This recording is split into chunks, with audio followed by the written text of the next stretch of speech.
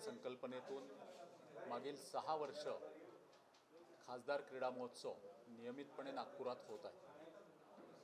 हे यावर्षीचं 7वं वर्ष आणि या 7व्या वर्षीच्या माध्यमातून या शहरातील जास्तीत जास्त खेळाडूंपर्यंत आम्ही पोचावं, त्या खेळाडूंना प्रोत्साहित करावं, जास्तीत जास्त बक्षिसाची रक्कम त्यांच्यापर्यंत पोचावी, जास्तीत जास्त गेम्स खेळण्याची त्यांना प्रेरणा मिळावी, या दृष्टिकोनातून या खासदार क्रीडा महोत्सवाचं आयोजन दरवर्षी करण्यात येतं। यावर्षी 1 तारखेला सायंकाळी 5 वाजता सुरेश भट सभागृहामध्ये माननीय नितीनजींच्या शुभ हस्ते या खासदार क्रीडा महोत्सवाच्या डेट्सचं लॉन्चिंग आणि ध्वज वितरण क्रीडा असोसिएशन्सला करण्याचं निश्चित झालेलं आहे। यामध्ये आपल्या देशाचे पॅराऑलिम्पिकमध्ये गोल्ड मेडल ज्यांना मिळालं असे 7 प्लेयर्स या ठिकाणी येत आहेत। त्यांना सन्मानित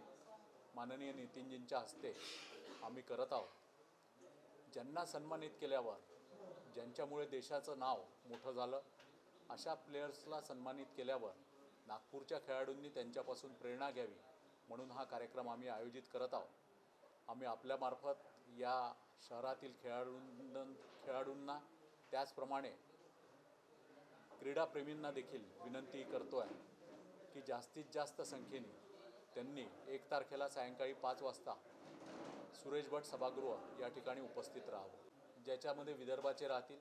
व्हॉलीबॉलमध्ये राज्यस्तरीय आम्ही आयोजन करतो आहे आणि हँडबॉल आहे, खो खो आहे, कबड्डी आहे, ॲथलेटिक्स आहे, असे इतर 5-6 गेम्स आहेत जे विदर्भस्तरीय आम्ही ऑर्गनाईज करतो आणि बाकी इतर गेम्स जे आहेत ते नागपूर जिल्हास्तरीय।